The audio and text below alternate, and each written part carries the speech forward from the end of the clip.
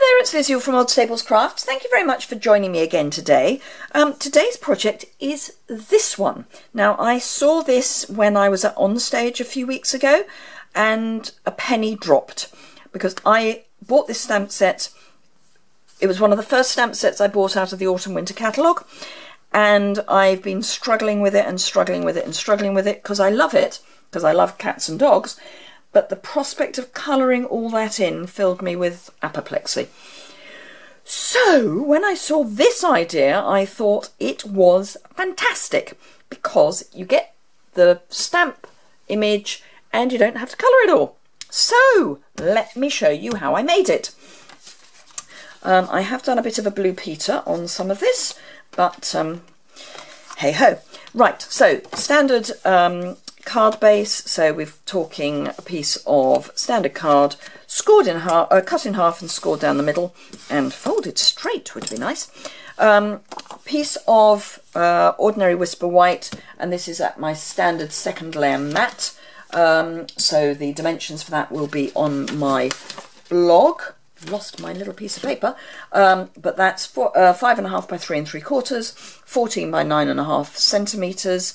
And then soft suede 5 5/8 by 3 7/8, which is 14 1/4 by 9 3/4. As I say, they will be over on my blog post. So, and that's linked below. I have got, you may have remembered that I said I ordered this in wood when I meant to get it in clear, but here we go. I have it in wood, so I'm going to use it in wood. Now, of course, when we get our new Stamparatus, clear is the way to go, particularly for mass production. I'm using Memento because I'm going to use the blends. So let's pop that as near to the middle as I can get it and press well, leave it there for a bit. And there we are, nice impression, as you would expect with our red rubber. Clean that off, and then for the pop of colour, I've got a piece of the thick Whisper White and a very scrappy piece of paper, and I'm going to just ink up the middle of the stamp and pop that down. Excuse me while I cough.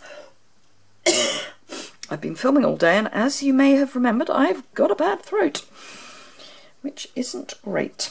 So there we are. It doesn't matter that it's not well stamped at the bottom. I didn't ink it properly because I'm only colouring part of it, and that's not part that I am colouring. So now, when you're using the blends, it is best to stamp and then put to one side, just so that you know it's properly dry before you bring the blends in. Memento will not bleed, but you do just need to make sure it is actually dry before you do anything with it. So that will need to be left to dry. It's probably actually dry now. So all I would then do is bring in the blends that I want to just colour the images that I want a particular colour. Now, because I've done one already, I know where I want each of the colours to go. So it's one of those things that once you've done one, you can do a few, and it will be really quick and easy. However, there are things like watching paint dry and things like watching people colour in when it's not actually a technique, it's just colouring. So I have actually coloured this one already. When it comes to doing techniques with blends, which I will be doing soon, just not yet, that obviously is worth watching, but this isn't. So 1.25" circle punch, just select where you want to punch so that you haven't cut too many heads off, and punch. And then I have already punched with the 1 3/8 circle punch a piece of the copper foil, because that's quite a nice colour to go with the soft suede. And then I'm just going to mount that onto the middle of that, and then Just going to stick this down.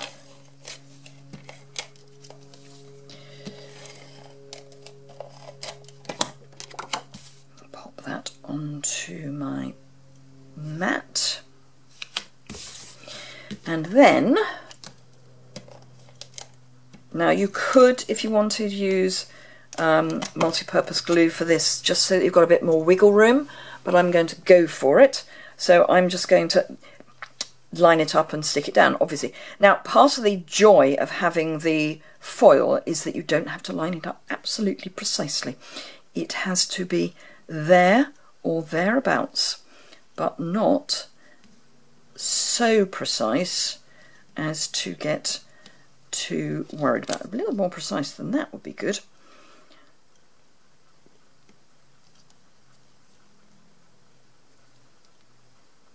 There we go, that's not bad. Yep. Simple as. So that then just needs to be stuck to the card base and we're done. So, now obviously you can pick out the bit of the image that you particularly want, or you could, if you want, colour the whole thing if you're only going to send it to a few people, or just leave it in monochrome. That would be nice too. But there we are. Good old On Stage does it again. So I hope you enjoyed that. I hope it gives you an idea of how to use that stamp, because as I say, I've been struggling with it, and the penny has just dropped. So if you liked it, do give it a thumbs up. If you haven't already subscribed, it's the bottom right hand corner, that little button there. That would be great. Subscribe to my blog.